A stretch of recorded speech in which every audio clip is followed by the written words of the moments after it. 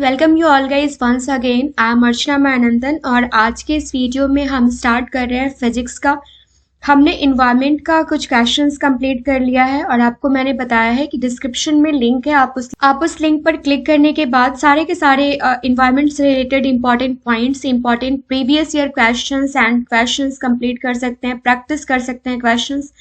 काफी सारी चीजें हैं वहां पे। इनफैक्ट केमिस्ट्री के भी हमने 4-5 सेट्स 500-600 क्वेश्चंस अपलोड कर रखे हैं। तो उस वेबसाइट पर जाके आप अपने किसी भी एग्जाम का प्रिपरेशन कर सकते हैं, वहां से क्वेश्चंस वगैरह आप डाउनलोड कर सकते हैं। सो आज हम स्टार्ट कर रहे हैं फिजिक्स का। साइंस से काफी सारे क्वेश्चंस एएलपी में देखे जाते हैं। फिजिक्स 1 बाय 1 हम देखेंगे और ऐसा कुछ जरूरी नहीं है कि ये एएलपी के एग्जाम के लिए है तो किसी और एग्जाम में ये काम नहीं आएगा। क्वेश्चंस पूछे कहाँ से जाएंगे, हर एक एग्जाम में इस टाइप के क्वेश्चंस जरूरी होते हैं। सो फर्स्ट क्वेश्चन से हम देखते हैं। अगर मेरी मेहनत पसंद आए तो चैनल को लाइक एंड सब्सक्राइब जरूर कीजिएगा, साथ ही साथ बेल आइकन प्रेस कर लीजिएगा ताकि आने वाले क्वेश्चन का, आने वाले हर एक वीडियो का नोटिफिकेशन आपको टाइम टू टाइम मिलता रहे। फर्स्ट क्वेश्चन है हमारा, क्यूरी किसकी इकाई का नाम है? तो ये रेडियो एक्टिव धर्मिता की इकाई का नाम है क्यूरी। जिनको भी इंग्लिश में चाहिए वो आप जाके वेबसाइट से देख सकते हैं एंड अगर ज्यादा डिमांड रही तो मैं उसका वीडियो भी बना लूंगी। नेक्स्ट क्वेश्चन है, किसी भी स्थिर या गतिशील वस्तु की स्थिति और दिशा में तब तक कोई परिवर्तन नहीं होता जब तक उस पर कोई बाह्य बल सक्रिय ना हो। यह क्या है? तो न्यूटन गति विषयक का प्रथम नियम है। न्यूटन का third law, second law and first law, यहाँ से क्वेश्चंस पूछे जाते हैं। सो हमारे लिए ये इंपॉर्टेंट है जानना।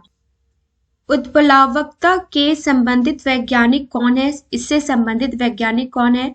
तो ये है फ्रेंड्स आर्किमिडीज। ओके, आर्किमिडीज का नियम किससे संबंधित है? तो ये प्लवन के नियम से संबंधित है।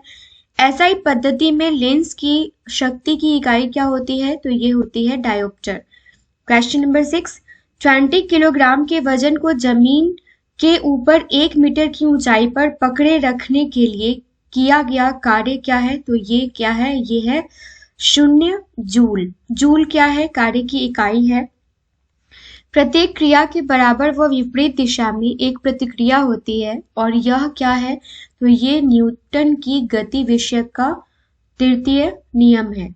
ओके, क्वेश्चन नंबर 8 है हमारा, ऊंचाई की जगहों पर पानी 100 डिग्री सेल्सियस के नीचे के तापमान पर क्यों उबलता है? क्योंकि वायुमंडलीय दाब कम हो जाता है, अतः उबलने का बिंदु नीचे आ जाता है। क्वेश्चन नंबर 9, ऊर्जा संरक्षण का आशय है ऊर्जा का ना तो सृजन हो सकता है और ना ही विनाश। एंगस्ट्रॉम क्या मापता है? तो ये मापता है तरंग दैर्घ्य। क्वेश्चन नंबर 11 है, एक अंतरिक्ष यात्री पृथ्वी तल की तुलना में चंद्र तल पर अधिक ऊंची छलांग लगा सकता है क्योंकि चंद्र तल पर गुरुत्वाकर्षण बल पृथ्वी तल की तुलना में बहुत ही कम होता है, बहुत ही अत्यल्प होता है। क्वेश्चन नंबर 12, एक ऊंची इमारत से एक गेंद 9.8 मीटर पर सेकंड के एक समान त्वरण के साथ गिराई जाती है। 3 सेकंड के बाद उसका वेग क्या होगा? तो ये होगा 29.4 मीटर पर सेकंड। एक कण का द्रव्यमान m तथा संवेग p है, उसकी गतिज ऊर्जा होगी p²/2m। ये क्वेश्चन पूछा गया था प्रीवियस ईयर से, सेम टू सेम हमने यहाँ पे डाला है। एक केश नली में जल की अपेक्षा एक तरल अधिक ऊंचाई तक चढ़ता है, इसका कारण क्या है? इसका रीजन क्या है? तो तरल का पृष्ठ तनाव जल की अपेक्षा क्या होता है? अधिक होता है। एक झील में तैरने वाली इम्पात की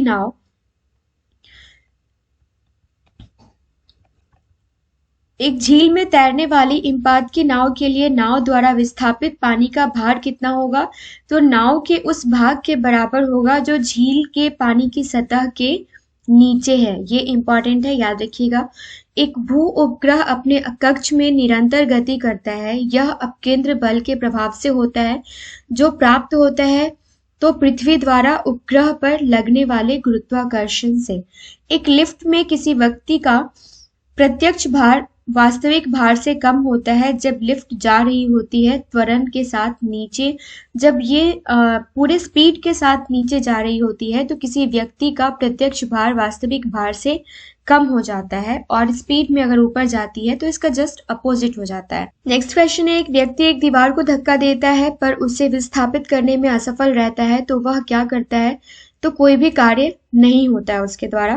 क्वेश्चन नंबर 20, एक व्यक्ति पूर्णतः चिकने बर्फ के क्षैतिज समतल के मध्य में विराम स्थिति में है। न्यूटन के किन नियमों का उपयोग करके वह अपने आप को तल तक ला सकता है? तो तीसरे गति नियम का।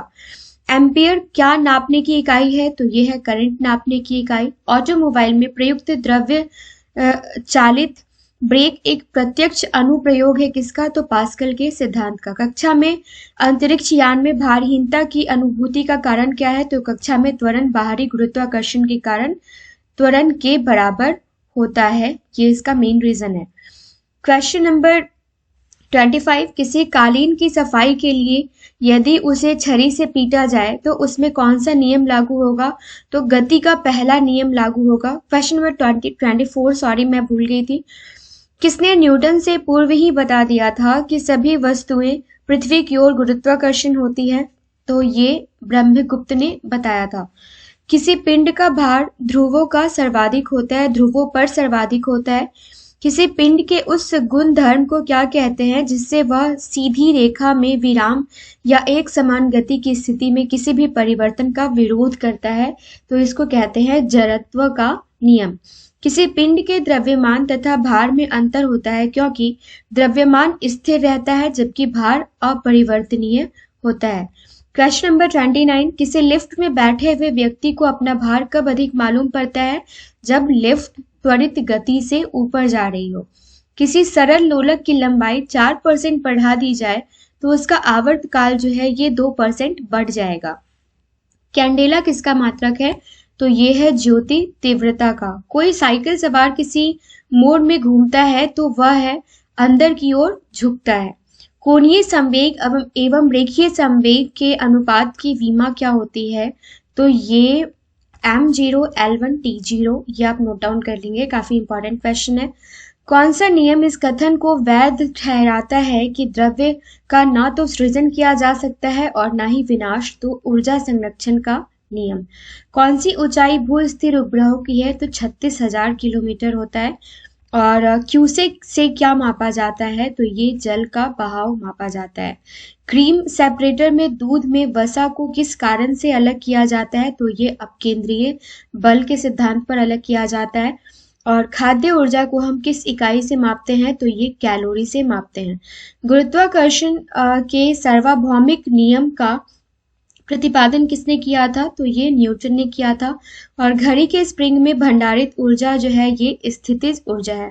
जड़त्व का माप क्या कहलाता है? तो ये कहलाता है द्रव्यमान। नेक्स्ट क्वेश्चन है हमारा, जब एक पत्थर को चांद की सतह से पृथ्वी पर लाया जाता है तो इसका भार बदल जाएगा परंतु द्रव्यमान एज इट इज रहता है। ओके। क्वेश्चन नंबर 43 है, जब कोई नाव नदी से समुद्र में प्रवेश करती है तो थोड़ी ऊपर की ओर उठ जाती है।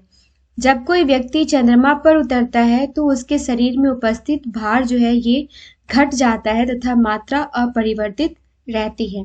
जब शुद्ध जल में डिटर्जेंट डाला जाता है तो क्या चेंजेस आते हैं? तो पृष्ठ तनाव जो है वो घट जाता है, सरफेस टेंशन जो है वो घट जाता है। क्वेश्चन नंबर 46, जब हम रबर के गद्दे वाली सीट पर बैठते हैं या गद्दे पर लेटते हैं तो उसका आकार परिवर्तित हो जाता है।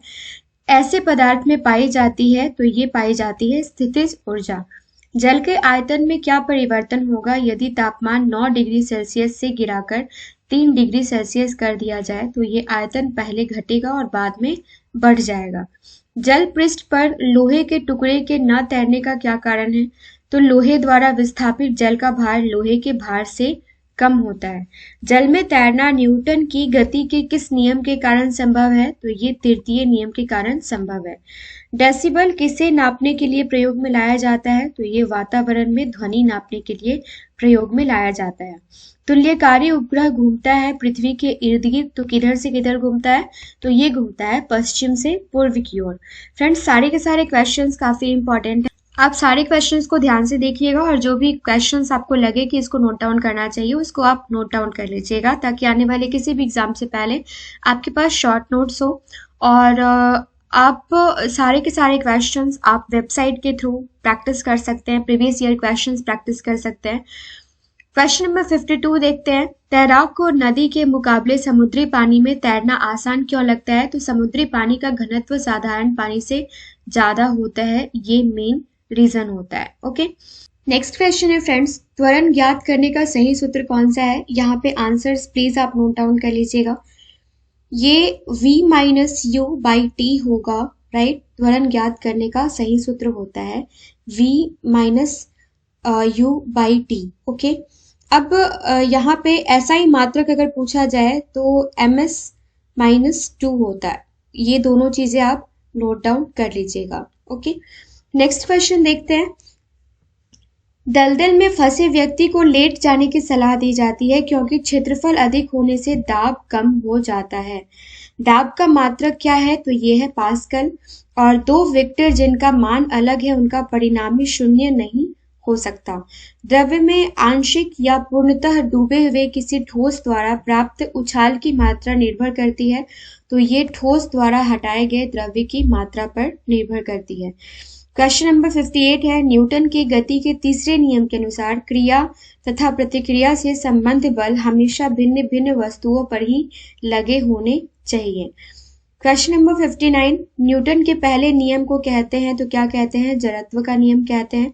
और पदार्थ के संवेग और वेग के अनुपात से कौन सी भौतिक राशि प्राप्त की जाती है? तो ये प्राप्त की जाती है द्रव्यमान। पहाड़ी पर चढ़ता एक व्यक्ति आगे की ओर झुक जाता है क्योंकि शक्ति जो है, शक्ति संरक्षण हेतु उसको आगे की तरफ झुकना पड़ता है। पहियों में बॉल बियरिंग का क्या कार्य होता है? तो ये स्थैतिज घर्षण को गतिज घर्षण में फ्रिक्शन में बदलना होता है। पानी का घनत्व अधिकतम होता है तो ये 4 डिग्री सेल्सियस पर अधिकतम होता है। क्वेश्चन नंबर 64 देख लेते हैं। पानी की बूंदों का तैलीय पृष्ठों पर न चिपकने का कारण क्या होता है? तो ये आसंजक बल का अभाव होता है। पानी के एक गिलास में एक बर्फ का टुकड़ा तैर रहा है, जब बर्फ पिघलती है तो पानी के स्तर पर क्या प्रभाव होगा? उतना ही रहेगा, एज इट इज रहेगा, कोई चेंजेस नहीं आता है। यहाँ पे थोड़ा करेक्शन कर लीजिएगा फ्रेंड्स। इस क्वेश्चन में पानी से भरी बॉटल जमने पर टूट जाती है, तो जमने पर जल का आयतन बढ़ जाता है, इसलिए बॉटल जो है ये फट जाती है। पारसिक इकाई है तो ये है दूरी की। पावर ऐसा मत समझिएगा कि ये सिर्फ प्लास्टिक के बॉटल के साथ होता है। कुछ दिन पहले मैंने ऐसे ही पानी भर के एंड कॉपर के बॉटल में मैंने फ्रीजर में डाल दिया। नेक्स्ट डे वो बॉटल पूरी की पूरी फटी हुई निकली थी। तो ये बॉटल कितना भी स्ट्रांग हो, बर्फ जमेगा तो बॉटल फटना ही फटना है। Next question, question number 68। Power का SI मात्रक वॉट जो है वो किसके समतुल्य है? तो ये किलोग्राम मीटर -2 सेकेंड -3 के टू दी पावर -3 के समतुल्य है। पास्कल इकाई जो है ये तापमान की है।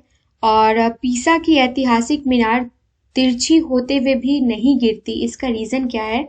इसके गुरुत्व केंद्र से जाने वाली ऊर्ध्वाधर रेखा आधार से होकर गुजरती है, यही रीजन है कि ये वॉल नहीं गिरती। पृथ्वी के गुरुत्वाकर्षण का कितना भाग चंद्रमा के गुरुत्वाकर्षण से सबसे नजदीक है? तो 1/6 भाग। ओके, नेक्स्ट क्वेश्चन देखते हैं। पेंडुलम को चंद्रमा पर ले जाने पर उसकी समयावधि जो है ये बढ़ जाती है। प्रकाश वर्ष इकाई है किसकी? तो ये दूरी की इकाई है। प्रकाश वोल्टीय सेल के प्रयोग से सौर ऊर्जा का रूपांतरण करने से उसका उत्पादन होता है प्रकाशीय ऊर्जा का। बर्नौली प्रमेय आधारित है ऊर्जा संरक्षण पर। और नेक्स्ट क्वेश्चन है क्वेश्चन नंबर 76। बर्फ के दो टुकड़ों को आपस में दबाने पर टुकड़े आपस में चिपक जाते हैं क्योंकि दाब अधिक होने से बर्फ का गलनांक जो है ये घट जाता है। बल गुणनफल है तो ये द्रव्यमान और त्वरण का। ब्लॉटिंग पेपर द्वारा स्याही के सोखने में शामिल है तो क्या शामिल होता है? जो इंक होता है, जो स्याही होता है उसके सोखने में, तो ये केशिकीय अभिक्रिया परिघटना शामिल होती है। भारहीनता की अवस्था में एक मोमबत्ती की ज्वाला का आकार जो है ये वही रहेगा। और महान वैज्ञानिक आर्किमिडीज किस देश से संबंधित थे? तो ये ग्रीस के निवासी थे। मात्रकों की अंतरराष्ट्रीय पद्धति कब लागू की गई थी? तो ये 1971 में लागू की गई थी। यंग प्रत्यास्थता गुणांक का एसआई मात्रक क्या है? तो न्यूटन प्रति वर्ग मीटर है। यदि एक पेंडुलम से दोलन करने वाली घड़ी को पृथ्वी से चंद्रमा पर ले जाया जाए तो घड़ी क्या हो जाएगी? ये पूरी तरीके से हो जाएगी सुस्त। क्वेश्चन नंबर 84 देख लेते हैं। यदि पृथ्वी का द्रव्यमान वही रहे और त्रिज्या 1% कम हो जाए तब पृथ्वी के तरल पर g का मान क्या होगा? तो ये 2% बढ़ जाता है। यदि लोलक की लंबाई 4 गुनी कर दी जाए तो लोलक के झूलने का समय क्या हो जाएगा? ये दुगुना हो जाता है। यदि हम भूमध्य रेखा से ध्रुवों की ओर जाते हैं तो g का मान क्या हो जाएगा? g का मान ऑलवेज इंक्रीज कर जाता है। क्वेश्चन नंबर 87, रेल की पटरियां अपने कर्व पर किस कारण से झुकी बेंट हुई होती है? तो ये रेलगाड़ी के भार के क्षैतिज घटक से आवश्यक अभिकेंद्रीय बल प्राप्त किया जा सकता है, जिसकी वजह से ऐसा होता है। लैंप की बत्ती में तेल जो चढ़ता है वो किस रीजन से चढ़ता है? तो ये कैपिलरी क्रिया के कारण चढ़ता है। लोलक की आवर्त टाइम क्या होती है? तो लंबाई के ऊपर निर्भर करती है। ओके, और नेक्स्ट क्वेश्चन देखते हैं। लोलक घड़ियां गर्मियों में क्यों सुस्त हो जाती हैं? तो लोलक की लंबाई बढ़ जाती है जिसके कारण इकाई दोलन में लगा हुआ समय भी बढ़ जाता है, बढ़ जाता है। क्वेश्चन नंबर 91, लोहे की सुई पानी की सतह पर तैरती है, इसका परिघटना का क्या कारण है? इस परिघटना का क्या कारण है? तो लोहे की सुई पानी की सतह पर तैरती है इसके सरफेस टेंशन की वजह से, पृष्ठ तनाव की वजह से। ल्यूमेन किसका मात्रक है? तो ये ज्योति फ्लक्स का मात्रक है। और वस्तु की मात्रा बदलने पर अपरिवर्तित रहेगा तो क्या? उसका डेंसिटी, घनत्व। वायुमंडल के बादलों को तैरने का क्या कारण है? वायुमंडल में बादलों के तैरने का कारण क्या है? तो ये घनत्व है, डेंसिटी है। विद्युत मात्रा की इकाई क्या है? तो ये है एम्पियर। और क्वेश्चन नंबर 96 है आज का। वेग, संवेग और कोणीय वेग जैसी राशि क्या है? तो ये है सदिश राशि। नेक्स्ट क्वेश्चन देखते हैं, क्वेश्चन नंबर 97। शरीर का वजन ध्रुवों पर अधिकतम होता है और शून्य में स्वतंत्र रूप से गिरने वाली वस्तु का सामान्य त्वरण होता है। क्वेश्चन नंबर 99 आज का सेकंड लास्ट क्वेश्चन। सड़क पर चलने की अपेक्षा बर्फ पर चलना कठिन होता है, क्यों ऐसा होता है? क्योंकि बर्फ में सड़क की अपेक्षा घर्षण कम होता है, यही रीजन होता है। समुद्र में प्लवन करते आइसबर्ग का कितना भाग समुद्र की सतह से ऊपर रहता है? तो 1/10 भाग। आई होप ये सारे के सारे 100 क्वेश्चंस आपको काफी इंपॉर्टेंट लगे होंगे। अगर कोई भी कमी नजर आती है इस वीडियो में तो मुझे कमेंट सेक्शन में कमेंट करके जरूर बताइए। मिलते हैं नेक्स्ट वीडियो में। A9 एजुकेशन फैमिली से जुड़े रहने के लिए थैंक यू सो मच।